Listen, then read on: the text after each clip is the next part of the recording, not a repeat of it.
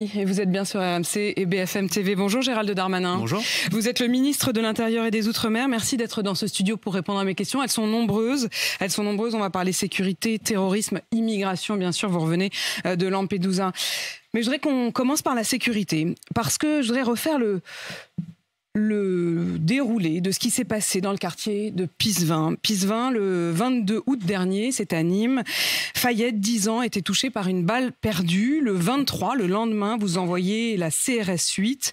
Le 24 août, encore le lendemain, la mort à nouveau d'un homme de 18 ans, connu des services de police, malgré les CRS 8. Le 25 août, vous annonciez l'arrivée de renforts du RAID.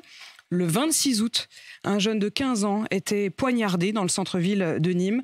Nous sommes le 21 septembre, il n'y a toujours pas de bus qui passe à Pisevin. Les habitants de Pisevin sont toujours là. Les médias, les caméras, la CRS 8 sont partis, ils sont toujours là. Ils n'ont même pas de bus.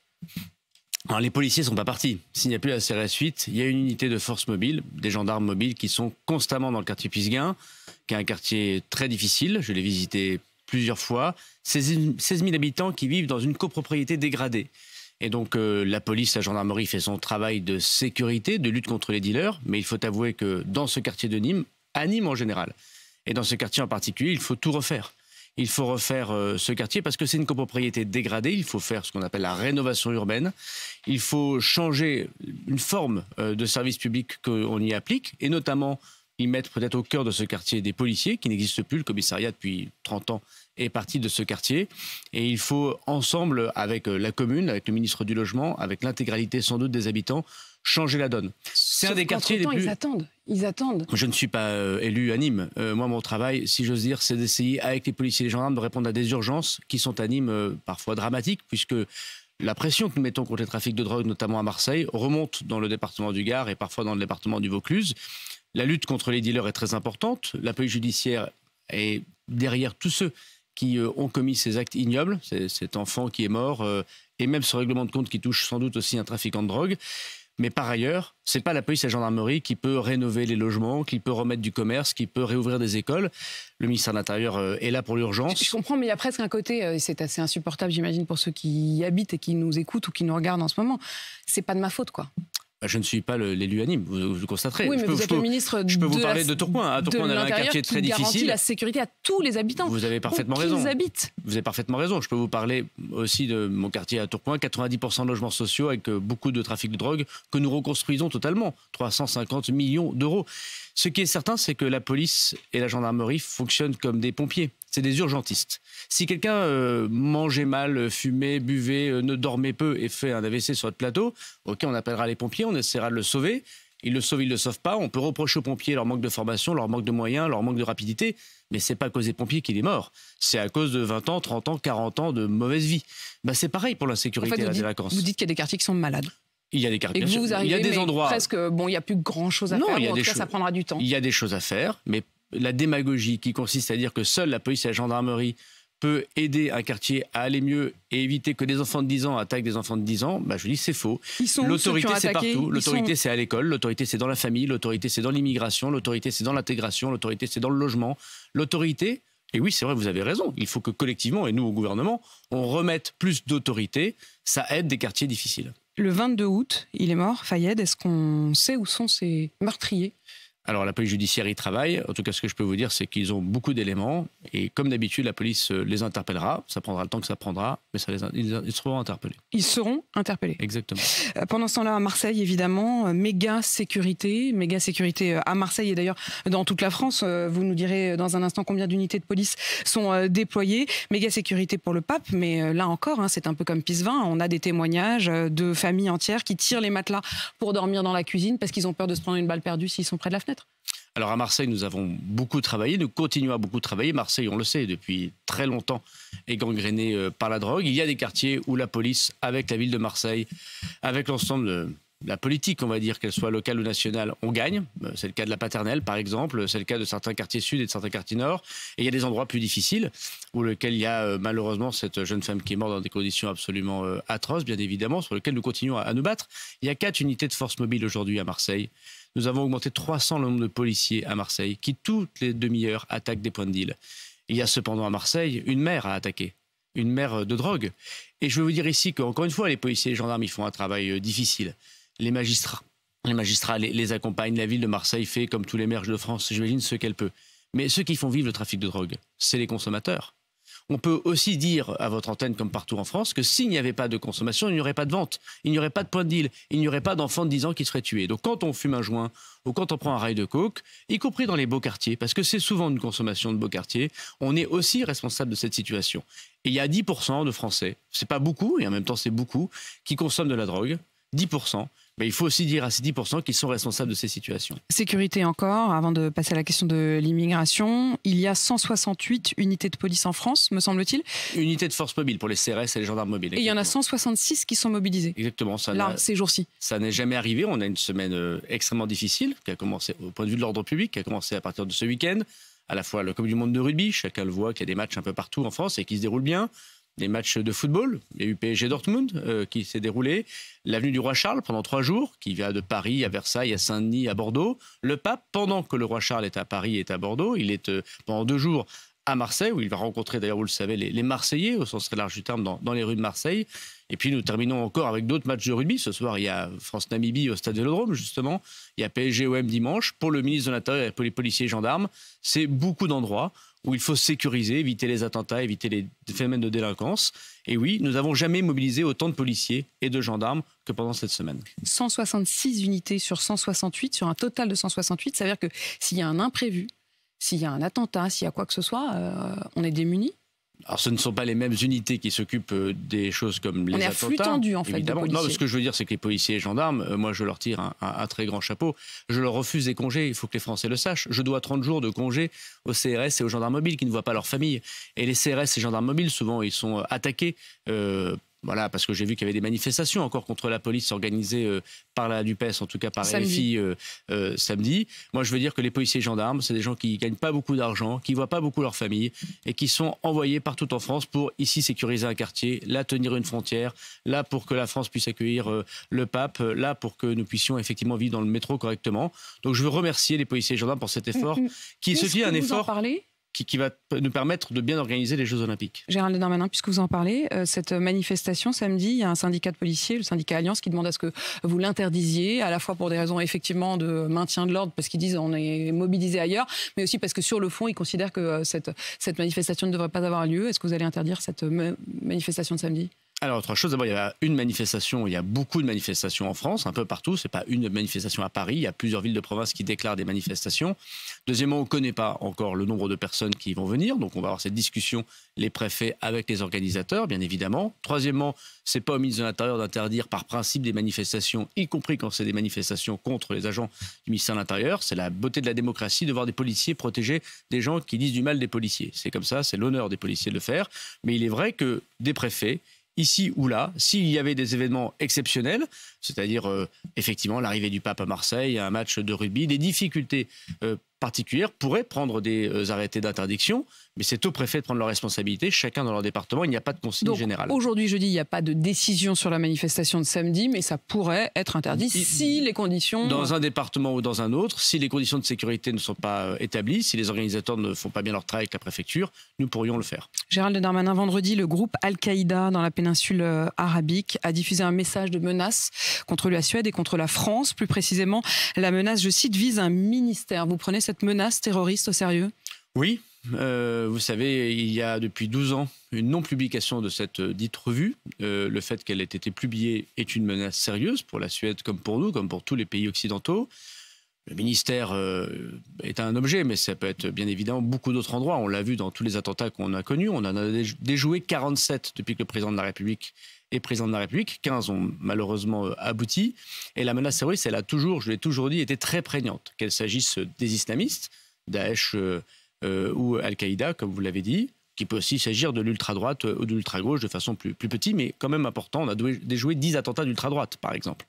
Et donc, il faut que nous fassions très attention à tout moment, dans tout lieu, et c'est ce que font les services de renseignement français. Tous les 2 mois, la DGSI, nos services de renseignement intérieur, déjouent un attentat Vous en parlez peu parce que les choses se font discrètement, mais il protège chacune et chacun des Français. Gérald Darmanin, il y a plusieurs écoles qui ont été fermées ponctuellement hier à cause d'alertes, justement, des alertes qui ont été prises suffisamment au sérieux pour fermer ces écoles, notamment dans la région de Rouen, mais aussi dans le Val d'Oise, dans les Yvelines, en Seine-Saint-Denis, en Essonne, avec des messages du genre « on va venir détruire votre école de Couffard ». Ces menaces, vous les prenez là aussi très au sérieux. Elles sont nombreuses, plus nombreuses que d'habitude ? Elles sont aussi nombreuses que d'habitude, malheureusement. C'était le cas aussi l'année dernière, où il y a des menaces qui sont envoyées dans des écoles. Et effectivement, à chaque fois, avec le ministre de l'Éducation nationale, avec Gabriel Attal, notre protocole, c'est de prendre toutes ces menaces au sérieux, même si elles sont répétitives. Cependant, les forces de police enquêtent. Et là, nous avons interpellé depuis 2 jours 4 personnes différentes, dans 4 endroits différents, qui menaçaient 4 collèges ou lycées différents. Ils seront présentés devant la justice. Et nous espérons qu'ils seront condamnés à des peines fermes, puisque je veux dire à ceux qui font ces menaces, souvent peu sérieuses, mais qui mobilisent évidemment des forces de police, jusqu'au jour où c'est comme tirer le loup. Il y a une vraie menace qui arrive, c'est évidemment quelque chose qui doit être combattu et condamné. Les terroristes peuvent-ils utiliser les flux migratoires ? Les terroristes, c'est une de vos craintes. Les terroristes, on l'a vu dans les attentats précédents. Ça avait été le cas de Salah Abdeslam, d'Abdelhamid Abaoud. Dans les années 2015-2016, en effet, il y a plusieurs façons de passer à l'acte quand on est un terroriste. Il y a ceux qui sont sur notre sol, qui pour des raisons d'auto-radicalisation sur Internet, pour des raisons psychiatriques, pour des raisons religieuses, passent à l'acte. C'est ce qu'on appelle la menace chez nous, endogène. Elle est très difficile parce que les gens ne sont pas connus du service de renseignement. Il y a des gens qui viennent en effet de l'extérieur, la menace exogène. Est-ce que l'État islamique, est-ce que Al-Qaïda a les moyens désormais de le faire ? Malheureusement, nous constatons que de plus en plus, ils ont les moyens de nouveau de le faire. Ce qui se passe au Sahel, où les soldats français, où la coalition est moins présente. Ce qui se passe évidemment au Levant, ce qui se passe en Afghanistan avec les talibans, où des cellules se reconstituent malgré la promesse, si j'ose dire, qui avait été faite par les talibans. Et évidemment, je n'ai aucune espèce de sentiment positif pour les talibans. Nous pousse à penser que cette menace projetée, qui peut utiliser des flux migratoires, est possible. C'est pour ça aussi que nous avons une grande fermeté aux frontières. Et puis, il y a des menaces peut-être nouvelles. Les menaces par drone. Lesquelles ? Les menaces par drone. Un drone chargé d'explosifs qui va sur une foule, sur un stade. C'est pour ça que nous avons beaucoup amélioré la technologie du ministère de l'Intérieur pour protéger les endroits, l'avenue du Pape, certains endroits évidemment. C'est-à-dire quoi ? C'est-à-dire qu'il y a des tireurs, d'élite spécialisés ? Un drone qu'on peut acheter sur Internet, chargé d'explosifs, même un petit explosif qui va sur une foule.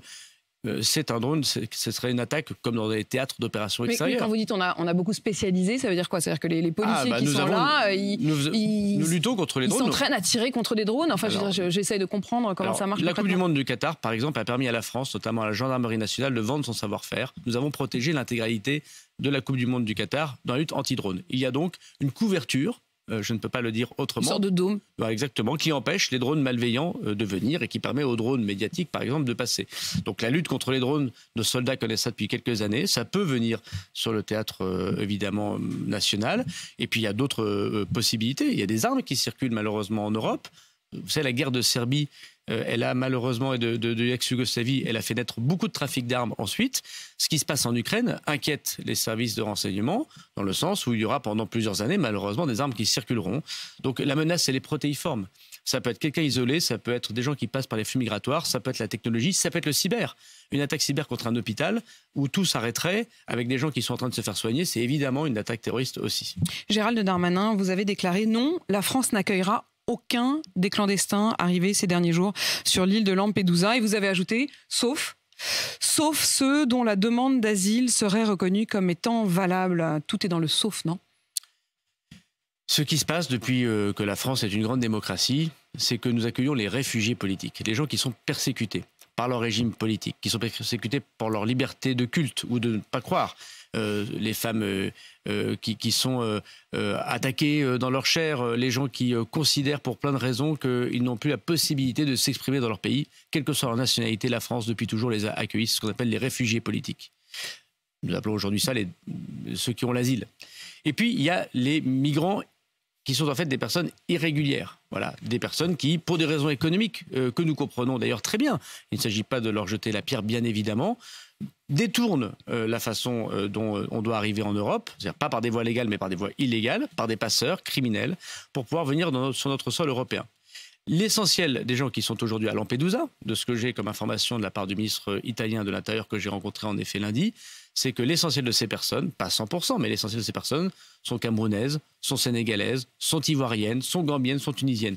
Sont donc de nationalité de pays où il n'y a pas de dictature, où il n'y a pas de persécution, ni politique, ni religieuse. Et donc, ils n'auront pas l'asile en Europe. Et donc, il faut dire tout de suite qu'il n'y aura pas de répartition de migrants venant à Lampedusa, de manière générale, puisque ce ne sont pas des réfugiés. Mais Gérald Darmanin, ils n'auront pas l'asile, mais ils ne vont pas être renvoyés chez eux. Eh bien, c'est tout à fait faux. Nous travaillons avec nos amis italiens. Par exemple, eux, ils arrivent à reconduire quasiment 100% des immigrés irréguliers de Tunisie qui viennent en Italie. Nous n'arrivons pas à le faire totalement. Et donc, nous travaillons avec eux pour que, grâce à leur accord avec la Tunisie, ils puissent les renvoyer. Nous renvoyons quasiment 100% des irréguliers ivoiriens, sénégalais. Je pense à la colline du Crac à Paris.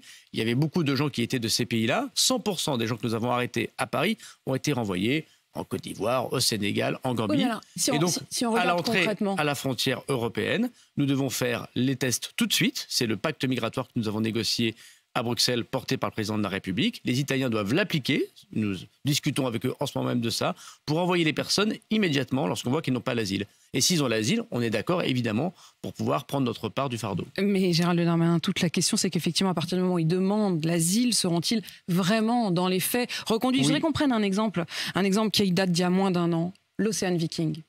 L'Ocean Viking, c'était 234 migrants. En vrai, combien ont été reconduits? Mais c'était un monde différent, puisque l'Ocean Viking, c'est deux choses. C'était en novembre dernier. Hein. Oui, mais entre-temps, nous avons travaillé au niveau européen, on a tiré des conclusions de tout ça. On a une nouvelle règle européenne qui correspond à, le fichage, l'enregistrement systématique de tous les étrangers en Europe, qu'on appelle Eurodac, et deuxièmement, le fait que les étrangers qui arrivent sur notre sol doivent avoir leur demande d'asile étudiée en 15 jours aux frontières. Avant, ça n'existait pas. Et quand on avait des gens qui arrivaient sur le sol européen. Mais c'est appliqué dès maintenant? C'est-à-dire que vous voulez dire que ceux qui sont à Lampedusa, là, ils répondent déjà à ça? J'ai l'impression que c'est encore dans les tuyaux, dans les tiroirs. Alors, le Parlement, nous les États, nous sommes mis d'accord, avec le gouvernement d'ailleurs de Mme Meloni. Donc l'Europe a fait un grand pas. Et puis deuxièmement, le Parlement européen doit le voter. Oui, donc en fait, on est bien d'accord que vous parlez au futur, là. Le Parlement européen doit le voter. Mais donc le monde n'a pas encore changé. Mais nous avons prévu que les États peuvent anticiper le vote du Parlement européen sur une base volontaire. La France l'a fait. Et donc nous avons demandé à l'Italie de le faire. Et aujourd'hui, les Italiens peuvent organiser, alors il faut qu'on leur donne des moyens supplémentaires, la France est prête à le faire, on leur a dit, des policiers français, des avions français, ça peut être Frontex qui a proposé d'ailleurs son aide, ça peut être l'agence de l'asile, d'anticiper le vote du Parlement européen pour faire les demandes d'asile à la frontière sous 15 jours. Mais je vous repose la question, Gérald Darmanin, les 234 migrants qui étaient arrivés par l'Ocean Viking, ils sont où aujourd'hui? Alors une partie a été expulsée du territoire national parce qu'il y en avait quelques-uns qui avaient des problèmes dits de sécurité, c'est le cas d'une dizaine de ces personnes. Il y avait 44 mineurs, là les mineurs c'est une décision de justice, donc je ne peux pas répondre à cette question puisque ce ne sont pas les préfets. Et les autres, une grande partie malheureusement sont partis en Allemagne. Ce qui est certain, c'est que l'Ocean Viking, c'était le moment où l'Italie refusait une solution européenne. C'était pour un problème humanitaire que nous avons accueilli ce bateau. Désormais, l'Italie, et il faut s'en féliciter, ne joue pas le jeu du nationalisme, mais joue le jeu européen. Et la solution est donc européenne. Si nous avions vous aviez dit, je reprends votre formule, vous avez dit 44 de ces migrants se voient opposer un refus de leur demande d'asile et seront reconduits dès que leur état de santé le permettra. Ces 44-là... À l'époque, mais regardez, vous dites vous-même, c'est le mois de novembre. À l'époque, nous n'avions pas la possibilité de regarder les demandes d'asile en 15 jours. Mais vous ne nous avez pas dit ça. À l'époque, vous nous avez dit ils seront reconduits. J'ai pas de raison du coup qu'aujourd'hui vous nous dites la même chose et pourquoi je vous croirais aujourd'hui. Alors je vous ai cru hier et puis visiblement ça ne s'est pas fait. Je suis pas sûr que vous m'ayez cru, mais par ailleurs, la difficulté, c'est que évidemment nous sommes une démocratie. Quand nous disons non à quelqu'un, il y a un recours. Aujourd'hui, une partie de ces personnes qui ont demandé l'asile, auxquelles nous avons dit non, ils sont devant la justice française. L'un des problèmes que nous ayons, c'est que la justice française administrative est un peu longue, d'où le projet de loi immigration que je porte pour simplifier les procédures. Dès que les recours auront été, pour ceux qui sont restés en France, négatifs, parce que nous pensons que nous avons raison, devant la Cour nationale d'asile, nous expulserons ces personnes. Surtout qu'il s'agit de nationalités pour lesquelles nous avons des relations diplomatiques. Quand il s'agit d'Afghans, quand il s'agit de Syriens, c'est très difficile pour nous de les renvoyer dans leur pays parce que nous n'avons pas de relations diplomatiques ni avec les talibans ni avec Bachar al-Assad. En revanche, quand il s'agit de pays pour lesquels nous avons des relations diplomatiques, et c'est le cas de une très grande partie des pays d'où viennent ces migrants, nous mais je ne veux pas qu'on reste dans la théorie, Gérald Darmanin. Je reviens quand même sur les chiffres. Il y avait 234 migrants. Il y en a 44 dont vous nous avez dit, vraiment les yeux dans les yeux, ils seront reconduits. En vrai, si j'ai bien compris, si j'ai bien compté, il y en a 4 qui ont été renvoyés. 4 sur les 234. 2 au Mali et 2 au Bangladesh. Qu'est-ce que vous attendez du ministre de l'Intérieur? Qui n'applique pas la loi de la République? Pas du tout. Je voudrais simplement que quand vous nous dites la France n'accueillera aucun des clandestins arrivés, on puisse se dire, oui, Gérald Darmanin, quand il parle, ça se fait. Mais bien Sauf sûr qu'en que fait, ça se quand fait. vous parlez, rarement ça se fait. Mais ce n'est pas vrai. Pas pour votre faute, parce qu'il y a des recours, comme vous l'avez dit. Parce que voilà. Restons raisonnables. D'abord, le travail du ministre de l'Intérieur, je ne demande pas de plainte, mais c'est un travail évidemment concret et difficile. Moi, je travaille avec des tribunaux, des juges, une Cour européenne des droits de l'homme, une Union européenne, une démocratie. C'est bien classique et c'est bien normal. Quand on refuse l'asile à quelqu'un, il a le droit de faire recours, comme tout citoyen, comme toute personne. Et quand ces recours, aujourd'hui, n'ont pas été étudiés, ces recours par la justice française, quand ces recours auront donné leurs résultats, si jamais la justice nous donne tort, nous accueillerons ces personnes. Et comme dans 70% des cas, la justice nous donne raison, nous renvoyons ces personnes. Simplement, c'est un temps long. Et le problème de l'immigration en Europe et en France, je constate que c'est la même chose en Angleterre, en Italie, en Allemagne, en Espagne. Il n'y a personne n'a trouvé de solution miracle. Le Brexit n'a rien réglé de le problème d'immigration irrégulière. Madame Meloni a des problèmes comme tous les pays d'immigration irrégulière. Donc il n'y a pas de démagos qui disent il n'y a qu'à Faucon. La difficulté que nous avons notamment en France, c'est la longueur de nos procédures. Et il y a un point, par exemple, le délai de rétention maximal en France, c'est 90 jours. Nous, c'est 3 mois, en effet. Donc 3 mois. C'est 18 mois en Allemagne, c'est 18 mois en Italie. Est-ce que vous allez faire passer notre délai de rétention de 3 mois à 18 mois? Alors, ce n'est pas 18 mois en Italie, c'est justement ce qu'a annoncé Mme Meloni, puisqu'il y a une directive européenne qui parle... Allez-vous annoncer la même chose? Puisqu'il y a 18 mois, nous avons parlé pendant le débat sur le projet de loi immigration. Nous constatons, nous, que les centres de rétention administratifs, leur problème, ce n'est pas le temps qu'on y passe, c'est qu'il n'y en a pas assez. Il manque à peu près 1500 places. Et donc, nous construisons les 1500 places. Et début octobre, j'annoncerai les 7 nouveaux centres de rétention administratifs pour que nous puissions mettre plus de personnes dans des centres de rétention pour pouvoir les amener chez eux. En moyenne, en 30 jours, on expulse quelqu'un en France. Donc, on n'a pas forcément besoin de plusieurs mois. Mais il est vrai que si on doit rajouter de quelques semaines, puisque la directive européenne nous le permet, pourquoi pas? C'est une discussion qu'on peut avoir. Le nœud du problème, c'est la lenteur des procédures. Il y a 12 procédures en France, il y a jusqu'à 12 procédures quand on est étranger pour faire recours aux décisions du ministre de l'Intérieur. Il faut simplifier, on passe de 12 à 4, par exemple, dans le projet de loi que je propose. Le délai. L'OFPRA, l'office qui dépend du ministère de l'Intérieur, avant mettait 8 mois pour juger une demande d'asile. Aujourd'hui, elle met 4 mois. On a gagné de 4 mois en quelques mois. Le problème que nous avons, ce n'est pas tellement la décision de l'OFPRA qui dit non à quelqu'un. Le problème que nous avons, c'est que devant la Cour nationale du droit d'asile, on met 6 mois, 8 mois, 9 mois. Ce qui fait que pendant 1 an et demi, je ne peux pas répondre concrètement à votre question de pourquoi vous ne les renvoyez pas. Ces personnes en France, parfois, se marient, ont des enfants, travaillent parfois au noir. Et le juge peut considérer qu'au bout d'un certain temps, nous avons été collectivement avec la justice trop lents. Et donc, du coup, leur dit, oui, vous auriez dû partir, mais vous allez rester puisque votre vie privée et familiale, Déclaration des droits de l'homme et du citoyen, est en France. Donc, notre travail, c'est de réduire ce délai. Il y a des gens dans ce lot-là qui ont des difficultés graves, qui sont des demandeurs d'asile, qui méritent d'avoir l'asile en France, qui ont connu des persécutions. On doit les accueillir et mieux les accueillir plus rapidement. Et il y a des gens qui trichent. Et ceux-là, on doit les expulser plus rapidement. Si vous voulez me faire dire que ce que nous avons comme système n'est pas parfait, c'est pour ça que je me bats tous les jours. Et c'est pour ça qu'il y a le sauf. Gérald Darmanin, c'est pour ça qu'il y a une loi immigration qui arrive. Ministre de l'Intérieur et des Outre-mer, merci d'avoir répondu à mes questions. 8h52 sur RMC BFM TV. Merci à Pauline de Malherbe. Dans quelques